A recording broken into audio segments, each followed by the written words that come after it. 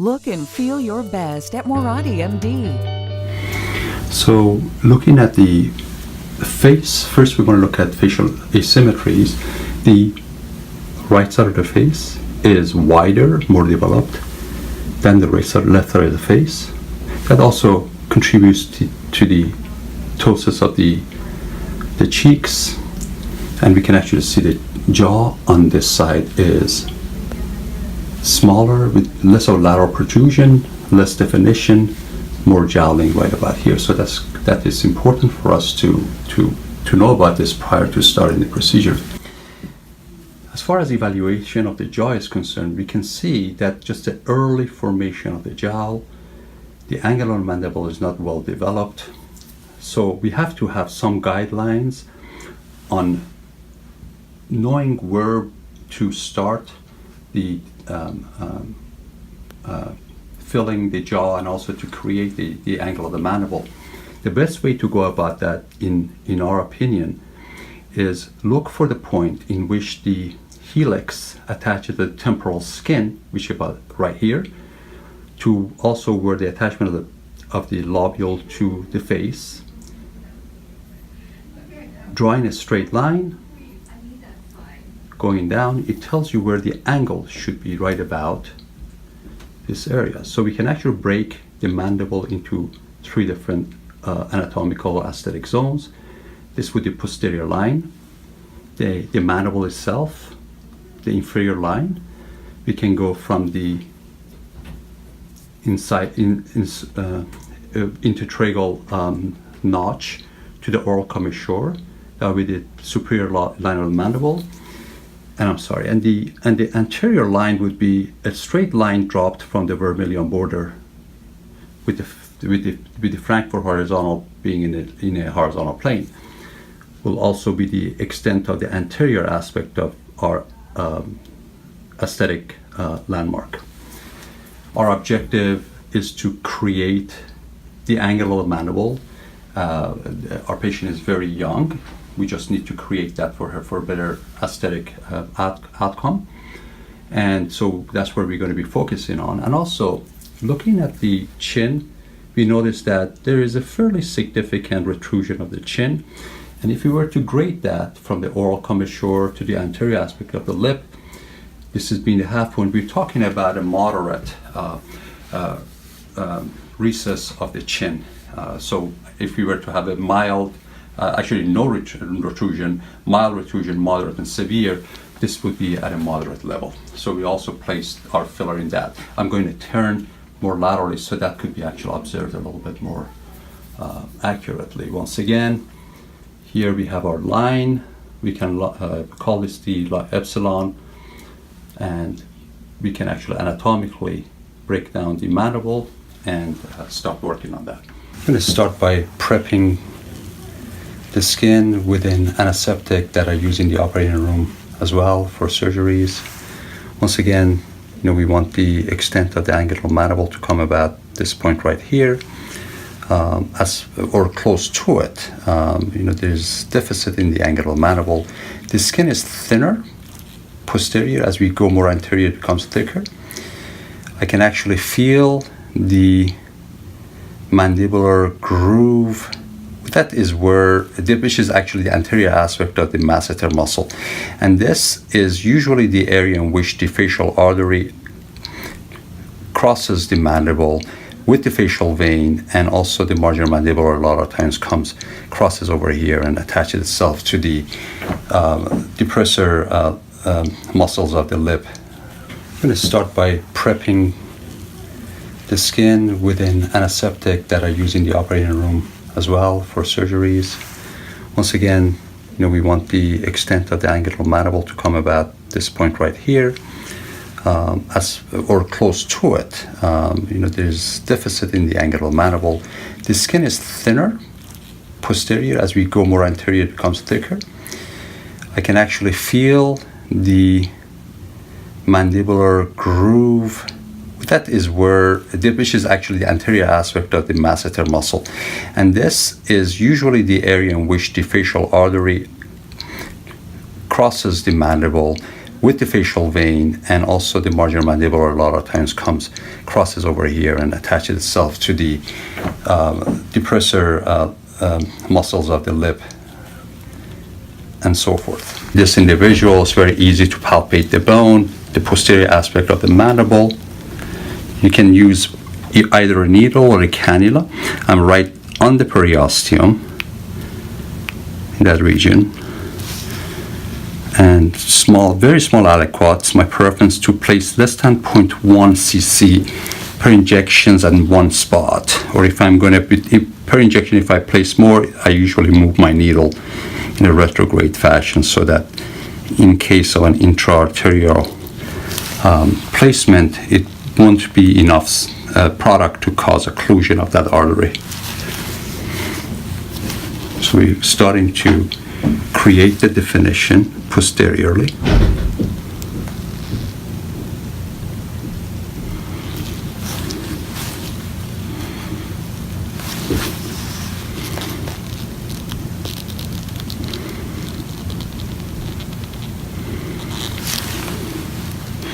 And my conversation with the patients usually entails that there is going to be swelling for the first 48 hours, and for patients not to be concerned. That is very characteristics of calcium hydroxyapatite, to draw a lot of water in that area.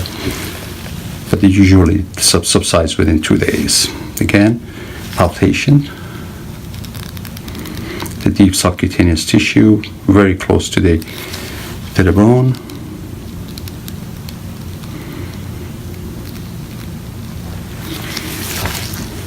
Raise your chin just a tiny bit. I'm going to have you turn to the other side. Perfect.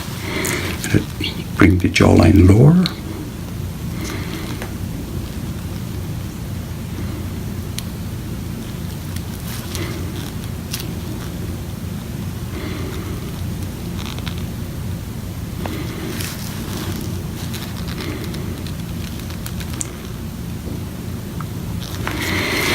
So I'm using my finger to palpate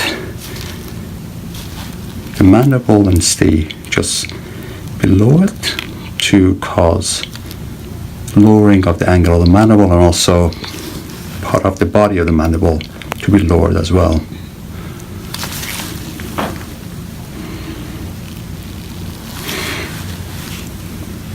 And as we demonstrated through our examination, this is the site that has more of a deficit in bony development.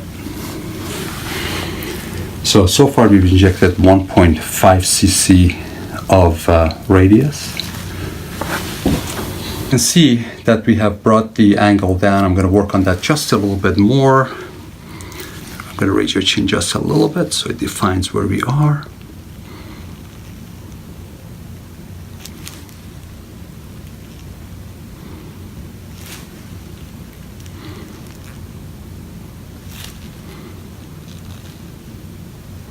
Very small amounts aliquots as injected. And I think this is actually a good time to start working on the chin in just a moment as well. So here we are able to roughly bring the mandible to where we think aesthetically would be optimal. At the same time, we don't want to place too much product on the first session. If we can help that, we can always have the patient come back for a follow-up. Therefore, there's a chance for the product to be integrated in the tissue. Now, we'll work on the chin. Looking at the frontal view, now we can see that we were able to extend the mandible laterally. Now, in about 15-20 minutes, this is going to become absorbed water, because more swollen looking, which is transient, but you can see there's more symmetry to the jawline. And now we're going to work our way towards the chin. So far we have placed 2 cc's of radius in the jawline. Now what we have to be cognizant of is the mental foramen, which I will not go to that level. I'll be just below that. And there are obviously some branches of the labial artery, facial artery that come in that area. when treating the chin, I do prefer to be right over the periosteum. And again, very small amounts, which is less than 0.1, usually in the matter of 0.05 cc's of injection per insertion point. Usually I do withdraw as I am injecting.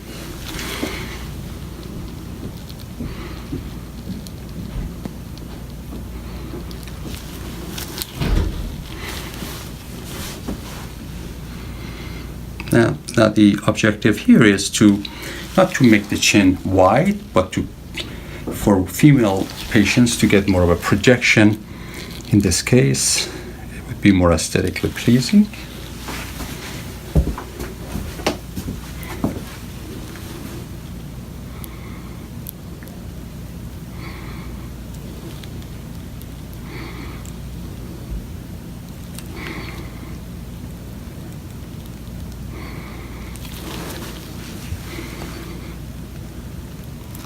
My objective is to try and accomplish about 1 grade improvement in chin protrusion.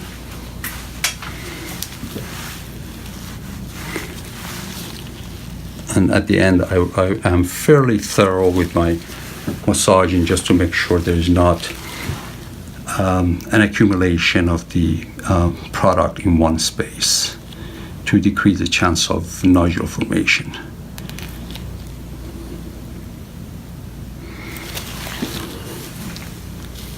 Looking just to make sure I'm not causing any asymmetries in the inferior border of the mandible.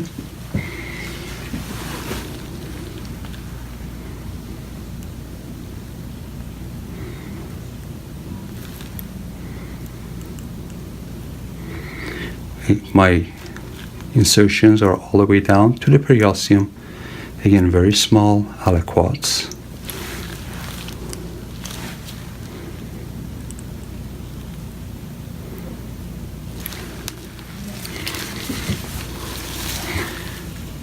My conversation with my patients usually entails the fact that they will have prominence of the chin and the jawline for 48 hours, not to be too concerned, and that will subside.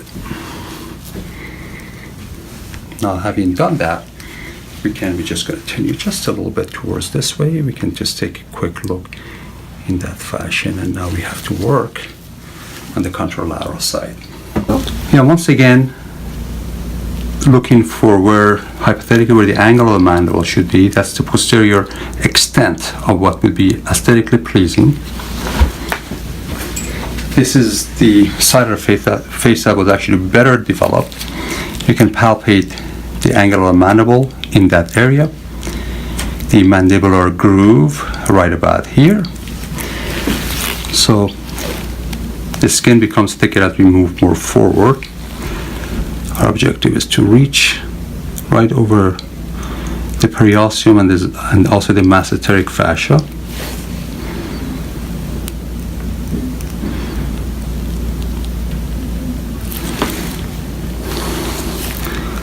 And if you turn just a little bit, sometimes to raise your chin there you go. Sometimes that helps define the bony landmarks a bit more thoroughly.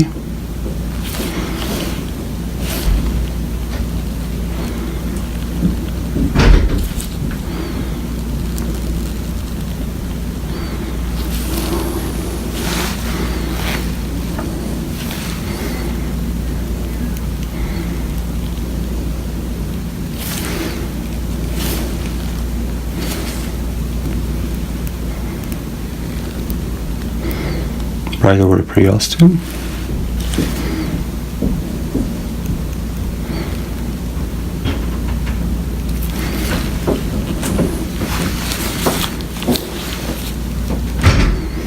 As I'm lowering, so my technique for lowering is to place it at the inferior margin of the mandible.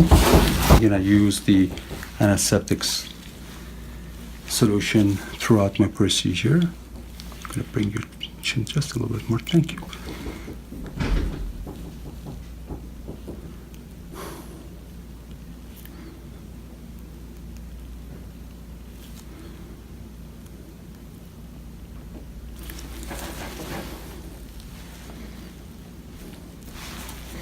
chin up just a little bit. Thank you. You okay?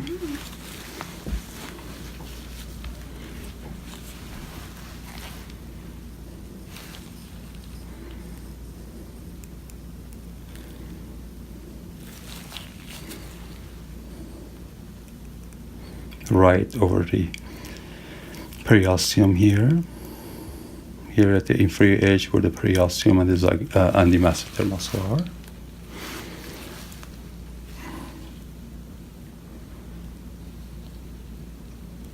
Same.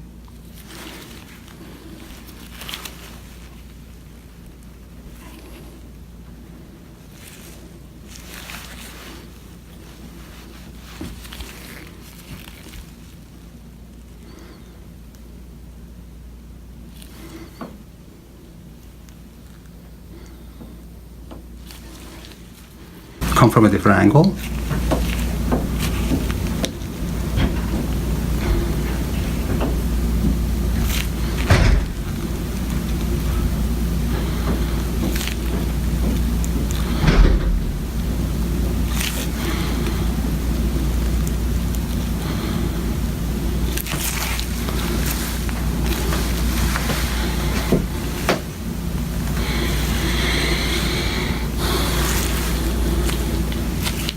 And I'm going to take the angle a bit more posteriorly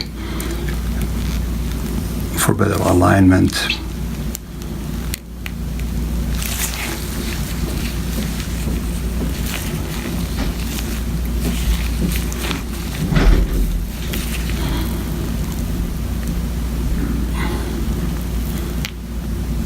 There we go.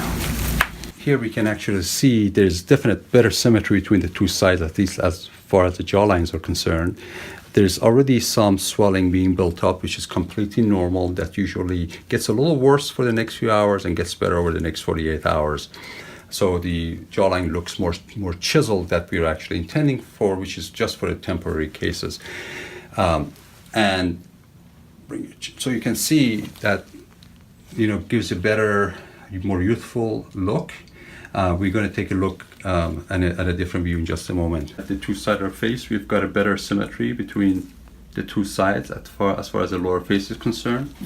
If you turn just a little bit, thank you.